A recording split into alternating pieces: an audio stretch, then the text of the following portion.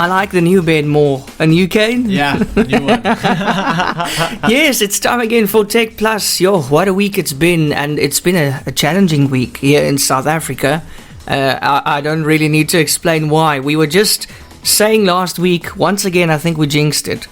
We were just talking about the L word, and then boom, it's almost stage 4. 4, not 3, not 4. I was doing a calculation today, actually. I thought, okay, so my power's out from 12 till 2, 8 till 10, 4 till 6, and again from 12 till 2.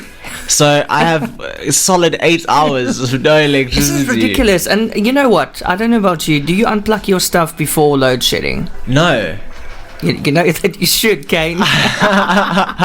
You should, right? It's a good practice, but it's very like annoying. Russian roulette. And the stuff's not made to be switched on and off all the time. So just before it happens, I run to all the plugs and I plug my stuff out, and it helps. I haven't had anything that fried. I used to do that until one day I thought, going to 56,000 plugs and unplugging it's a bit of a hassle, so I'll just switch my DV board off. And I had load shedding that day for 8 hours because I forgot to turn the DV board back. Oh my word, you are so funny. Listen, there's actually I saw this meme today. It says, I'm in a very dark place. Not mentally, I'm just in South Africa. Yes, but it looks like, I see My Broadband did an article. It looks like things are really starting to come crashing down now. Oh yeah. No, fully, and it's just like that, even in crypto now. We just had one of the cryptocurrencies called Shiba Inu. In the last 450 days, if you 450 days ago had made an investment of $8,000 into Shiba Inu, today you would have $5.2 billion. It's the fastest. Oh man, if only. Why didn't I do it? I mean, that's what you kind of think, but these things just go to show. I mean, that's 450 days to turn a profit like that is I think it might be one of the highest profit turning initiatives for any single individual person in the last 10, 20, 30 years. I mean, anyone in the last 450 days, if they'd done it, could have been a part of that, and that's an absolutely crazy amount of money. But listen, is it asking too much if we ask Elon Musk to help us, bail us out? Because I don't know if you saw how rich he is right now. He's so rich. Did you know Elon Musk, now this is real, he's so rich he can fund South Africa for 2 years and still be far richer than any local. He can bail out Eskom and SAA in that mix as well. I read this interesting thing also about Jeff Bezos. It said, Jeff Bezos has, I think it was something like $120 billion. And if he went and gave every single person $1 billion, all 7 billion people in the world, he would still have like 173 billion. But then I looked at this post that went quite viral. I was like, wait a minute, you can't. If you give every person on the planet, all 7 billion people, $1 billion, the math doesn't work out. So I calculated it. Yeah, Jeff exactly. Bezos, if he took all his money and gave it to every single person, all 7 billion people in the world, and ran his wallet How to much zero, are we getting? $28 each. Oh no, how much is that in rand? It's like 300, 400 rand. Yeah, it's not. Oh no, it's South Africa's grant. Yeah, it's exactly. your COVID grant. It's 350, yeah. But listen, no, seriously, Elon, come on, we share a name. We basically share a name. Please help us. Please help us. I know you're on your way with those batteries, but I think we're gonna need more. Yeah, we just for the next 3 years worth of Tesla production. If you just gave South Africa all your batteries, I think we'd be pretty well off. But Jeez. I mean, we don't live in a perfect world. This is load shedding times where we have lockdown, load shedding, and there was a solar flare the other day. I mean, it's all racking up. Are you going to actually tell us about that solar flare right now? Yeah, there was actually a solar flare. And I wanted to do this post because it happened quite a while ago. It was on I think it was on the 12th of October. There was a G2 solar flare that happened when the sun let's go over it. So a significant solar flare is set to disrupt Earth's geomagnetic conditions, and that was on the 12th of October. And I wanted to make a reference to it because I don't remember anything significant happening. The sky didn't crack. When was that? When was that, Kane? Just say again. The 12th of October would have been... Oh, that's too far quite back. a while ago, and the thing is, a lot of people make a lot of it was a Tuesday. News and stuff like that about solar flares, but realistically, one of the official announcements was from South Africa, actually, that noticed it. It said an eruption on the sun a few days ago produced a coronal mass ejection that is now showing its effect on the Earth's magnetic field.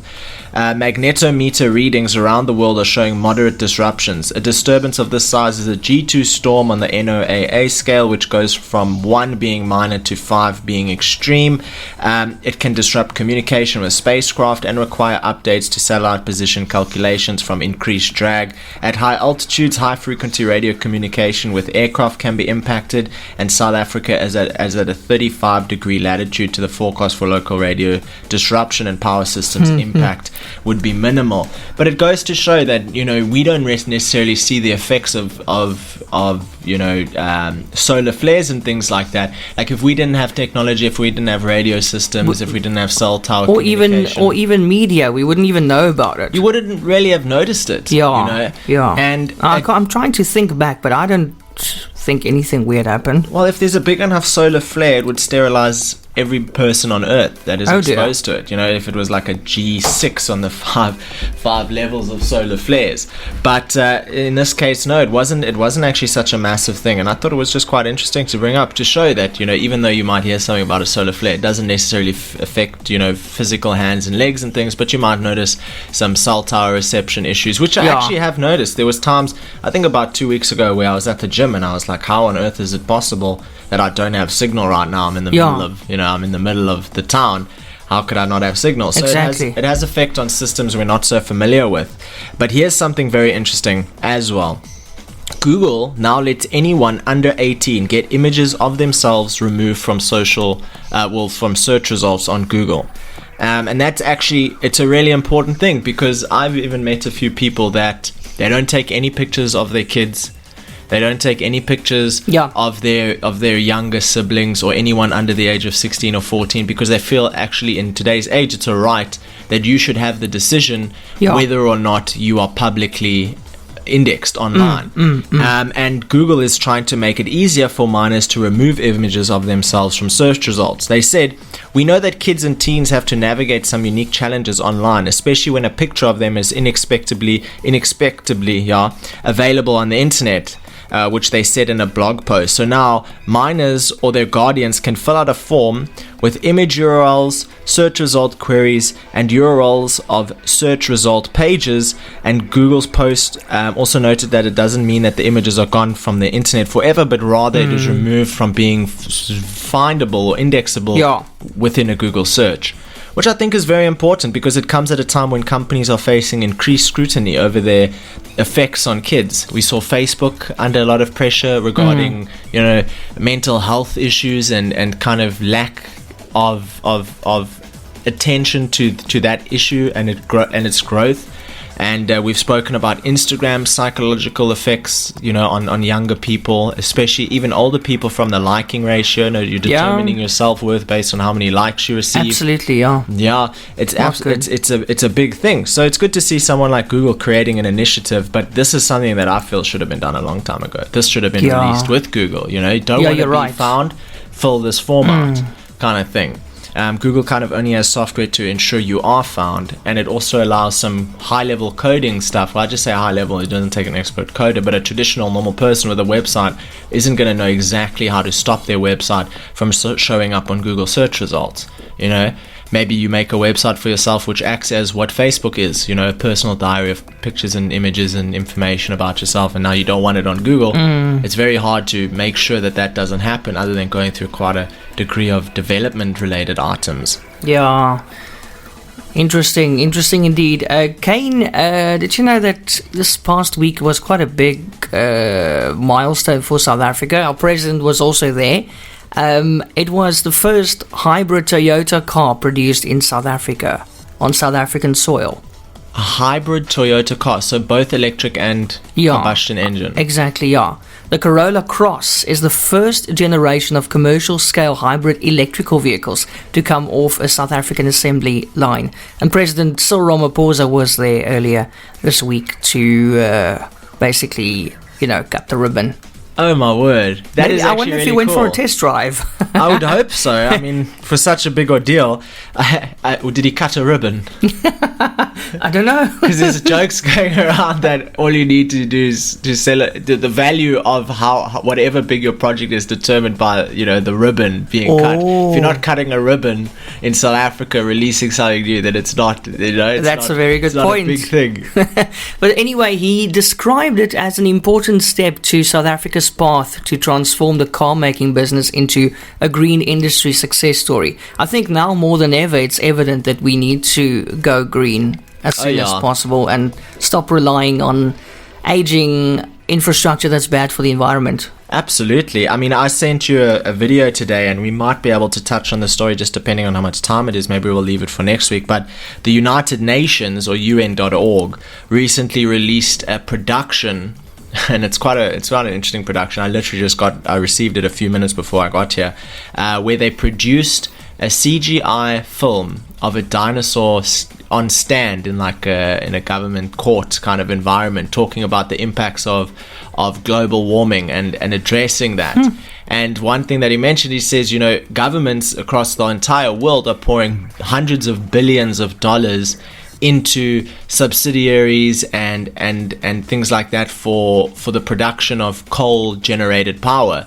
And they made the reference that imagine the dinosaurs back in the day created subsidiaries for an asteroid to hit them. We're creating our own disaster event whereby it could be a critical extinction level event, and we're just kind of just pouring money into that initiative. We're like, yes, how quickly can we mess things up, which is pretty alarming in my opinion. And it's weird to see someone like the UN, United Nations, release such a high production value short film of 2 minutes, and I thought it was very, very interesting. But speaking of new cars, can you guess what technology creator or technology manufacturer has gone into the car business? Is it a well-known name? It's well-known. Can you kind of give me an idea of what they currently manufacture? Is it far off cars, or is it quite close? It's quite far off cars. Is it quite far off? If I gave you a hint, I would say you can make a phone call from it. Okay, so it's obviously a cell phone brand. Oh, well, I mean, Nokia's going into TVs, so could it be a Nokia car? Because that will be indestructible. So iPhone's maker Foxconn has set its sights on Tesla with electric cars. So they manufacture iPhones. They also manufacture PlayStation 5s and Nintendo Switch. And they've stepped into the game earlier in October. The company hosted Honhai Tech Day 2021, or HHTD 21, where it unveiled 3 new electric cars that are bound for the Far East market at first, and then for particular markets around the world later in their life cycle.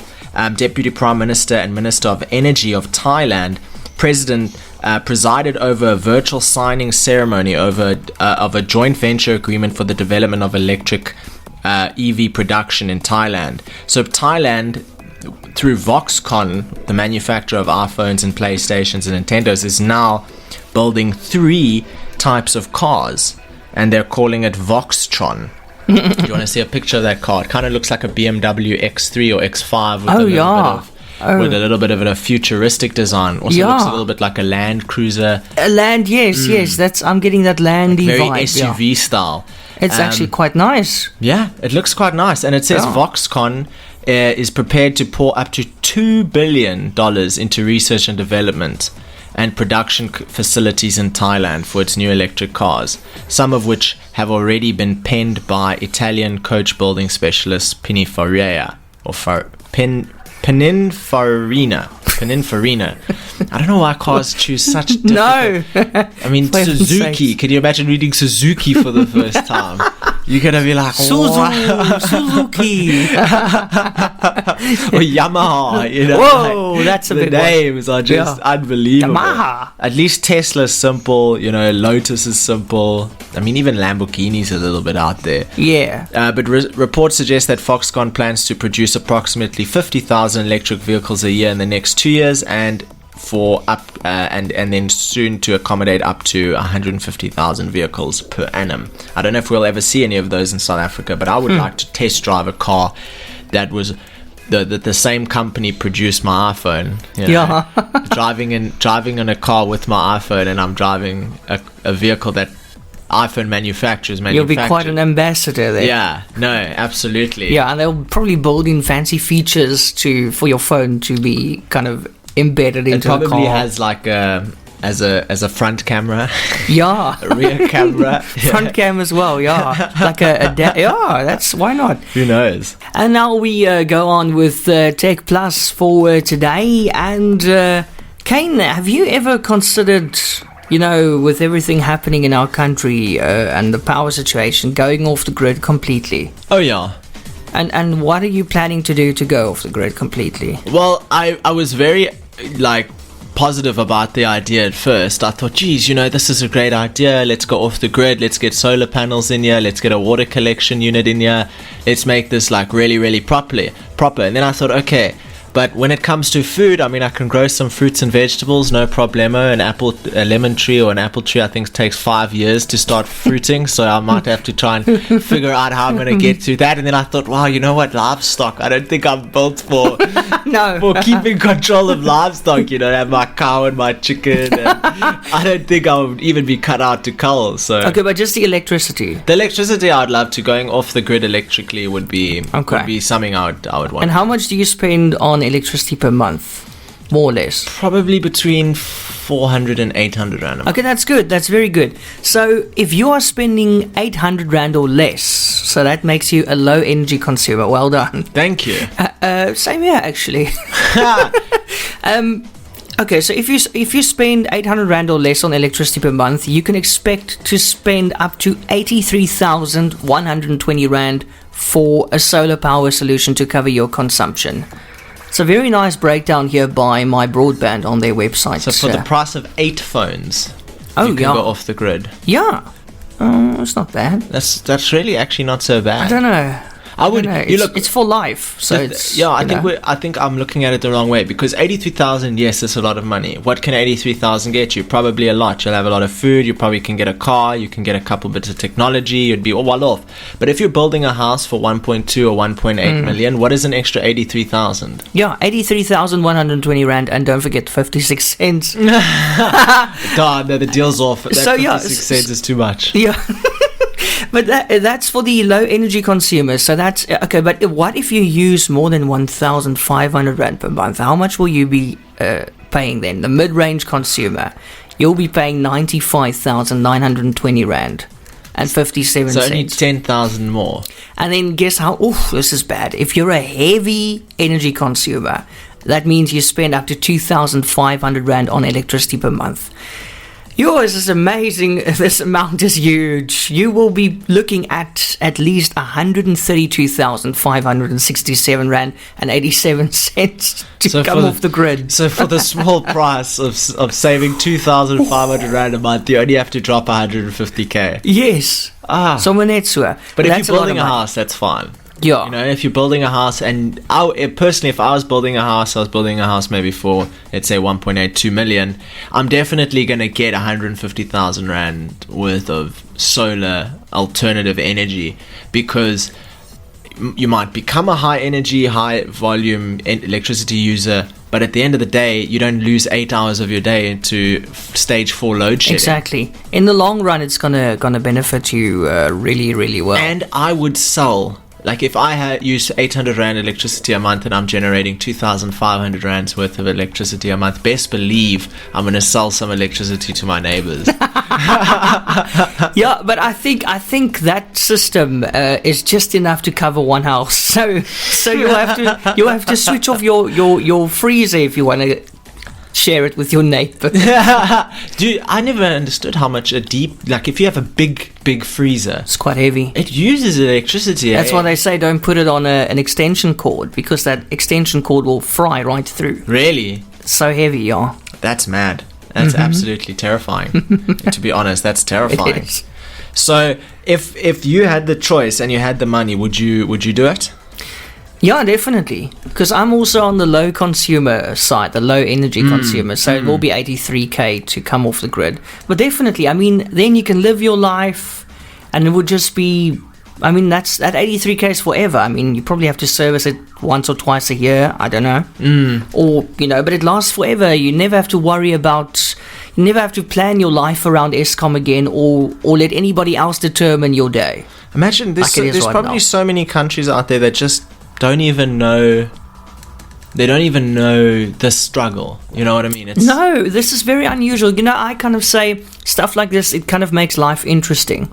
Like last night, I was very randomly at midnight eating a small piece of milk tart and drinking coffee while looking out my studio window, admiring the view and watching the lights go out Really? on the Knysna Heads. I mean, how many people can say that? No. It's so random, but it's just You watch a movie It and makes you- life interesting. Yeah, you watch a movie and the whole of New York gets a blackout and everyone's like, oh my word. Here in South Africa, it's a blackout. We're like load shedding early. I mean, what's nothing Yeah. new there, you know? Yeah, but it's so nice to look at the Knysna Heads and see the lights go out, and especially when they come back on again. It's quite a pretty picture. Does it happen all at once, or does it like kind of... I've noticed, that's a very good question. I've actually noticed that Town and the Heads, they all go off at the same time, but Brenton, it's delayed by about a minute, then they go off Really? afterwards, yeah. So they might be on a different switch or something. So someone has to turn it off and then they run to the other side of the Yeah, room and turn off interestingly Brenton. enough, I've also noticed when it comes back on again, so that's me up at 2:30 in the morning,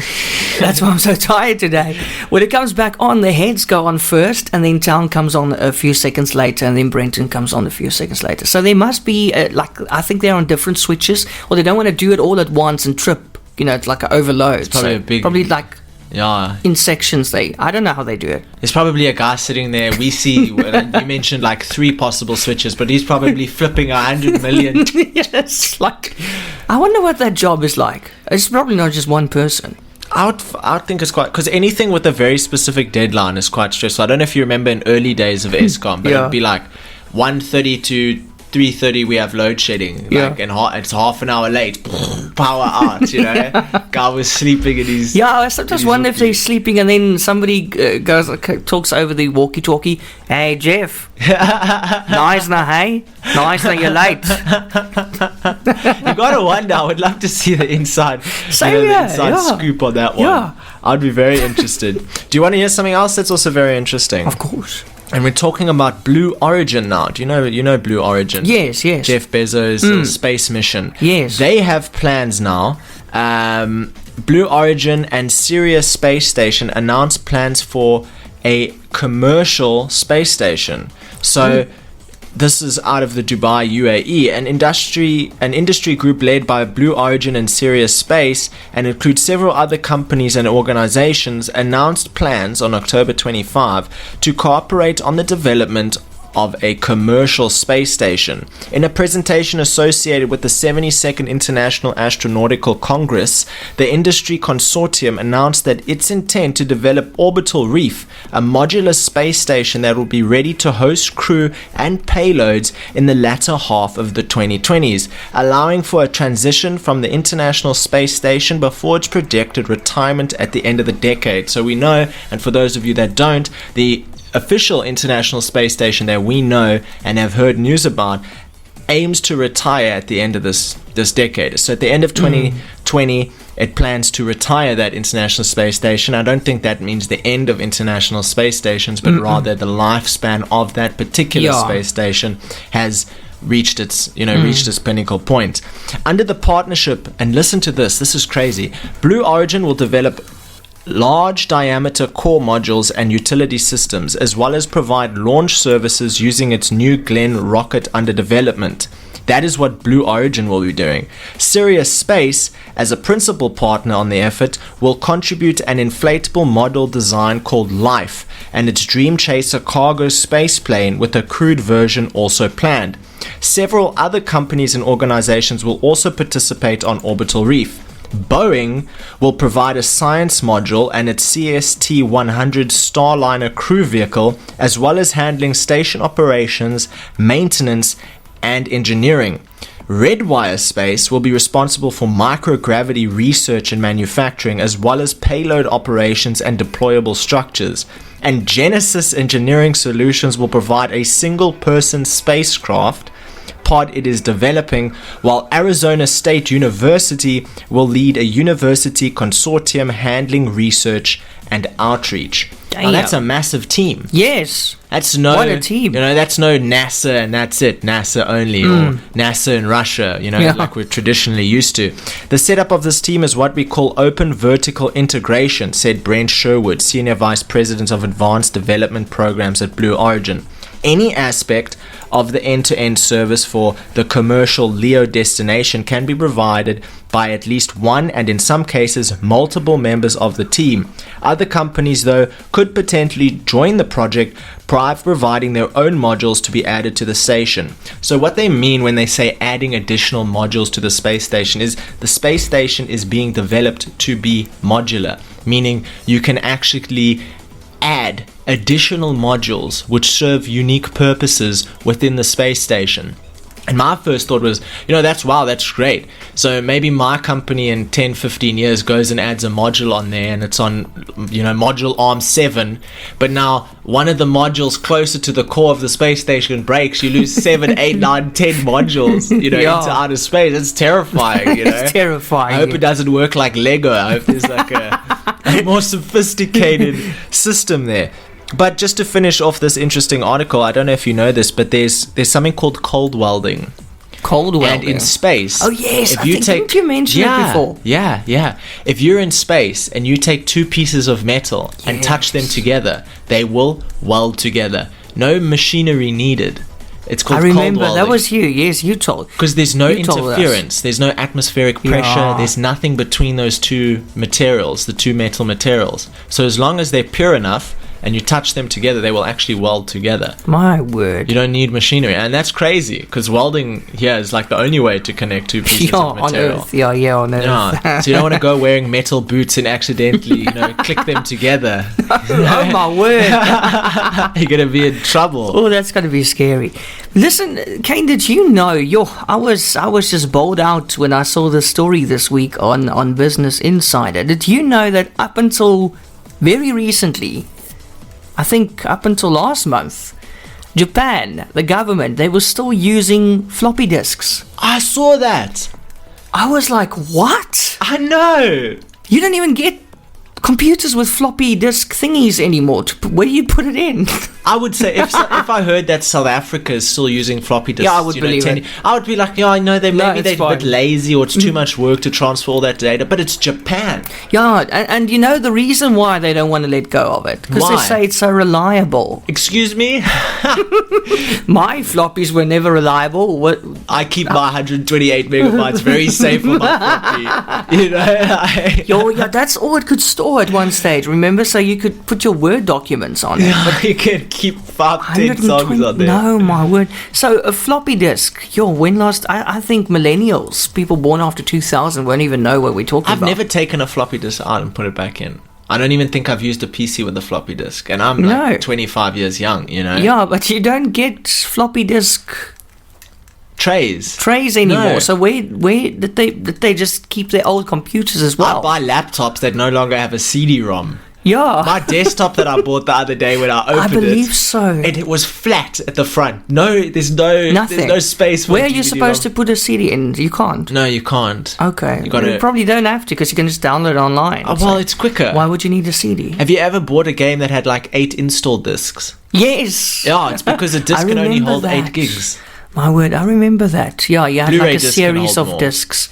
Yeah, I actually remember that very well now. But I couldn't believe it that the Japan government are only now phasing out floppy disks, and they're getting serious about it now. They're saying, hey, if we catch you working here in government and using a floppy, you're going to pay a fine.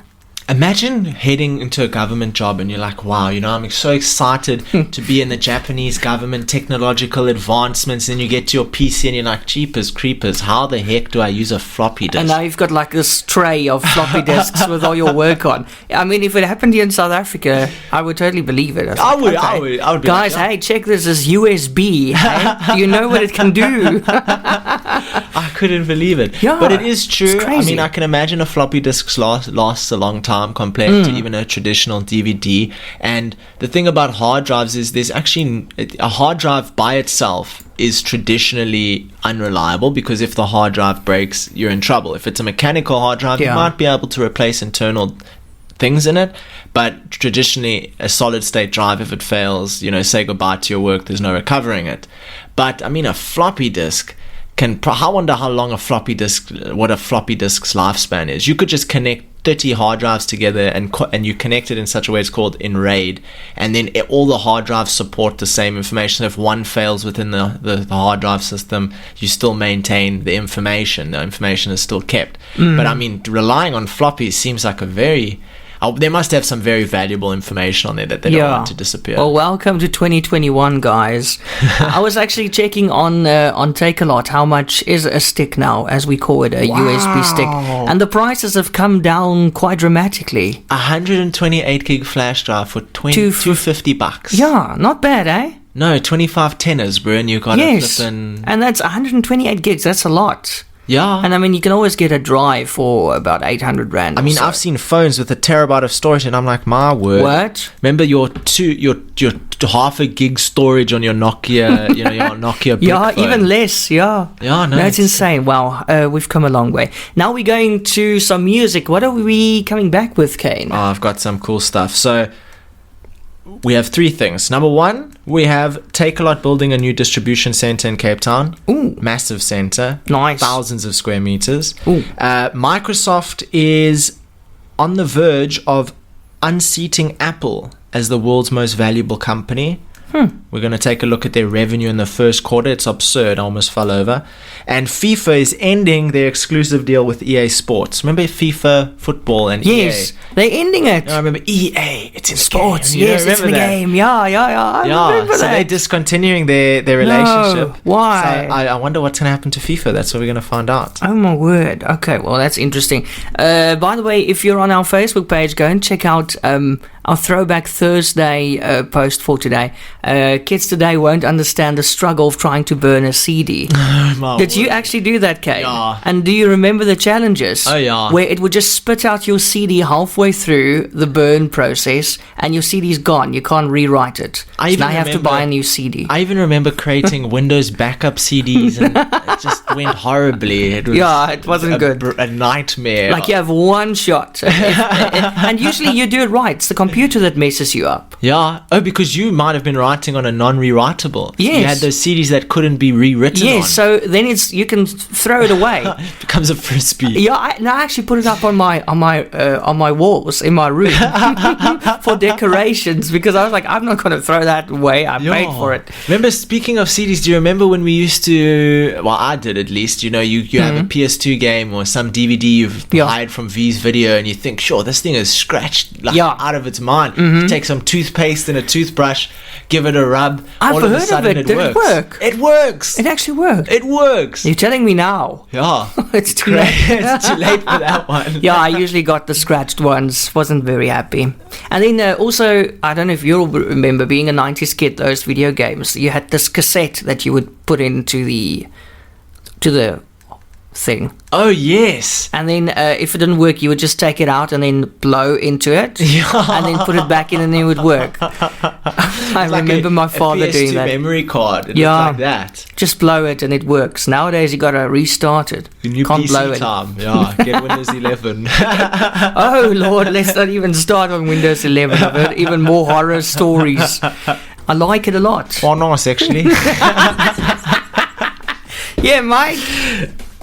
That is too funny. So So, do you want to hear about Take-A-Lot and their new distribution center? Oh, in Cape Town, eh? In Cape Town. And I actually know there was a time, I think it was maybe 5 or 7 years ago, I went and picked up my item that I bought from Take-A-Lot from the Milnerton distribution center. Yes. And that has become like the logistics center now. So Naspers, here's also something quite interesting about Naspers. Naspers owns some shares, quite a large portion of shares of Tencent, and Tencent is what built Epic Games and Fortnite. Oh. And Naspers also owns the Take-A-Lot group. They own everything. Don't they own DSTV as well? They might. And a lot of newspapers. Technology investors in the world, and magazines, a lot of magazines, obviously. They're a big company, and every time you follow a small company chain, you know who owns this, who owns that. You kind of find your way to Naspers. Yeah. So Take-A-Lot Group, South Africa's largest online retailer, has announced plans to build a giant new distribution center in Cape Town. The property developer Attenbury has been selected by Take-A-Lot to develop the 24,000 square meter facility in Richmond Park, which is also in Milnerton. Take-A-Lot will begin operating from the Richmond Park in August 2022. So the wheels are turning, you know, they must really get going. So construction of the facility is consisting of 22,000 square meters of warehouse space and 2,000 square meters of offices, and it has already commenced. The facility has been designed to provide Take-A-Lot with expansion options to add additional 50,000 square meters of warehousing to the initial phase, which would increase its size to more than 70,000 square meters. That is huge. So they're still building it, actually. We speak. They're building until they open on the 22nd of August 2022. Next year. Yeah, that's a long way. August 2022. It's a long time. Yeah. And I don't think it's any small feat to develop 70,000. No, there's a lot of building that's going on there now. Oh, yeah. Sure. So the new Take-A-Lot DC is designed for sustainability and will feature, and this is quite nice to hear, a dedicated solar PV installation, energy-efficient lighting systems, rainwater harvesting, and water-saving zero-cape landscaping. The cross-dock facility will provide clear racking height of up to 18 meters and specialized floors. An 18-meter high room is massive. It's absolutely huge. Also under construction at the Richmond Park is a 6,700 square meter Take-A-Lot customer collection center with space to grow this to 17,000 square meters. The customer facility will be ready in March. The new which is located in Richmond Park, is less than a kilometer from the customer collection center in the retail-focused southern part of the park. It is also a couple of kilometers from Take-A-Lot Logistics Center in Montague Park. Oh, sorry, it was Montague, not Milnerton that I had originally gone to. But I think this is super cool. I mean, just imagine how much profits and things someone like Take-A-Lot must be making in order to afford they make a lot of an money. Expansion like this during a pandemic, you know? Yep. It's no small feat. No, they're making a lot of money. And I see every single day they're adding more stuff as well. Oh, yeah. To their site. They have a Black Friday month. Oh, that's coming up still, hey? Yeah, which is going to have a month of specials, which in my opinion is like time to get rid of stock. I mean, I'm not going to beat around the bush on that one. It seems like the perfect opportunity to get rid of stock. Do you like Black Friday? Well, I will buy anything at a discount. Do you go out into town, or do you do like the Black Friday deals online? Yeah, no. Because that's safer, because a few years ago, somebody pushed me into a fridge during a Black Friday sale. Got locked in. Self-locking fridge. Someone let you out a few days later, but luckily you had some food in there. No, it was cool drinks, but luckily it was summertime, so I didn't really mind. But they had to come and open. People were just hectic. Everybody was just walking over each other, and then they pushed me into the fridge. They didn't even know I was in there. So that was the end of my physical Black Friday sale. Let me put it straight. Have you seen America? That's even worse. They kill each other in the shop. Oh yeah, no, Stampede Central. It's like going head to head with 15 elephants here in South Africa. They take out the bloody doors before the shop opens. Oh yeah, there's They're coming through outside. the roof. But I'm going to be honest, if I went to a Black Friday special and there's something like a PS5 for 75% off, I'm going to climb over 10 people to get to that thing, you know, like, and that's the reality of it. So I'd rather purchase online, but thing is, online stocks go like crazy. I mean, you see, okay, it's available, then you get to the checkout and it's all finished already. Yep. So there's people there with their card memorized, Yeah, but they camp outside the shops as well. Huh? They camp outside the A shops. tent. Yep. Yeah. Tent erected on Yeah. the sidewalk. Can No, you they imagine? do. They do. Someone finds a dustbin, starts a fire. You've got a bride good on top of it. No, but sometimes it's like they have a what do you call it? A sleeping bag. My word. And then they sleep there until the shop opens, and then they leave their sleeping bag there. I feel like you end Mr. up Bean did spending that. more money than you would have in the whole year just buying the stuff at its full price. Is it really worth it? That's the question. Or is it like a psychological discount where you think you're paying less, but you're actually not? That's always been my greatest fear, you know, like, was this amount and now is this amount? And you kind of look at the item and you're like, I feel like that was the amount, you know. Exactly. I don't feel like I'm getting discounted here. It says like 99.9% off and it's still like $800. You're like, I'm not camping out there for a £5 discount. I'm No. telling you now. It's got to be a decent discount, at least 500 Rand. I will consider it. People even outside of Black Friday will camp outside like an iPhone store for the newest iPhone. It's Yeah. not uncommon, or a new movie or a new game. Do you remember that YouTuber who was camping outside one of the stores, and then they opened and he got his iPhone and he dropped it accidentally. No. Right there on camera. Oh my into word. pieces. Oh my word. He slept there for nothing. Oh my word. Yeah, I got his new phone. I would quit iPhone. How's Naomi doing at the moment? You know? Nokia is looking pretty good. Yes. That's very, very interesting. So, did you know Microsoft is poised to unseat Apple as the world's next most valuable company? And it did it before, and then Apple kind of took it over again. It's kind of like a Formula One race, you know? It's yes. It's very neck and neck. So Microsoft is in their technology sweet spot at the moment. They had another stellar quarter fueled by growth of their cloud computing business. The software giant is showing that it could have the best fundamental outlook amongst its tech peers. The company said revenue totaled, this is crazy, the company said revenue totaled 45.3 billion in the fiscal first quarter. Sure. Imagine netting 45 billion in revenue in your first 3 months of the year. No, man. It's ridiculous. That's crazy. That's cray-cray. In 3 months to earn that amount is absolutely crazy. So that's obviously the reason why they're competing with someone like Apple, for example. There is logic to the positive reaction. The main drivers of the strong results are sustainable for the foreseeable future. First, there is the return to office trend. As employees start heading back to physical offices, they will need to be outfitted with the latest software from Microsoft.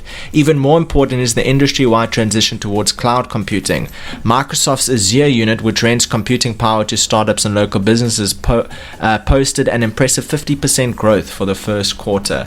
I mean, it's crazy. Ahead of the latest results, the company was valued at 2.33 trillion. Second to Apple at 2.47 trillion. Hectic.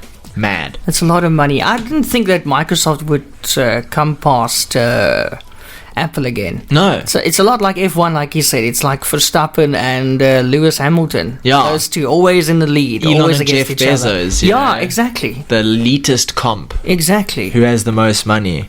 Yeah. Very, very intense. And then we're finishing off with FIFA is ending its exclusive deal with EA Sports. Now, we've known FIFA for many, many years. Computer fanatics and console fanatics who enjoy sport-related games will know will know EA Sports. I didn't even play a lot of games and I know about it. So you have to know about it. You have to know about it, and you have to have at least played FIFA once in your life. Yeah. FIFA have confirmed that they will end their long-standing exclusive partnership with Electronic Arts following a failure to renew terms. Now, I think there's a little bit of bad blood in the water here, but it's hard to fully tell because they're such big corporations. No one wants to be on the receiving end of poor publicity. Yeah. You know, so they want to, it's in their best interest to break that relationship in a very nice way, because, for example, if FIFA, you know, if people love FIFA and they love the FIFA EA Sports game and they hear that FIFA has now taken away the ability to play the next FIFA, you know, because they've cancelled their relationship with Electronic Arts, which is the game production company, you're going to have a couple million very, very angry gaming fans come fight you. Yeah. So it has to be done in a way that is suitable for both parties. So FIFA have confirmed that they will end their long-standing partnership, and FIFA has come out to confirm in a statement that they will look to revisit their approach pertaining to esports in the gaming industry, and they want to put a particular amount of focus on the mobile gaming industry as well. They're already in communications with potential new partners and collaborators for future FIFA games. That's quite an iconic thing. Yeah. From our childhood, and now it's over. And EA Sport and Electronic Arts, or EA, says that they are still looking at producing another FIFA game in that area, but not named FIFA. It's going to be named something else. Can you just do the intro again for memories? What do you mean? When you open the game. EA Sports, it's in the game. I remember that. My brother also, I heard that thing so many times when he opened the game. I remember, that's a lot of good memories, actually. Yeah. Hashtag TBT. A moment of silence for the best EA game ever made, which was Rugby 08. I don't know if you've ever played that, but that was... I remember. I played Rugby 2022 the other day, and I played it for all of about 4.5 minutes until I completely booted the console out the window because it was a terrible game. Oh, was it? Yeah, no. Rugby 08 was the last and the best. Sure, it was. But anyway, thanks, Ken. That's very interesting, and it kind of sad as well. It's a bit sad for me. Good. Let's disrupt monopolies. Okay, we're wrapping up. Did you know that, you get throwaway or disposable everything? You get throwaway disposable cameras, you get throwaway disposable nappies, disposable everything is disposable. But anyway, did you know that you get disposable email addresses? Well, wouldn't that just be an email address that can be completely gotten rid of with any traces of what was in the inbox? Okay, but how quickly? Yeah, true. Because sometimes you need a quick throwaway or disposable email address because you need to maybe sign up for something for a trial. So you just need a random email address quickly.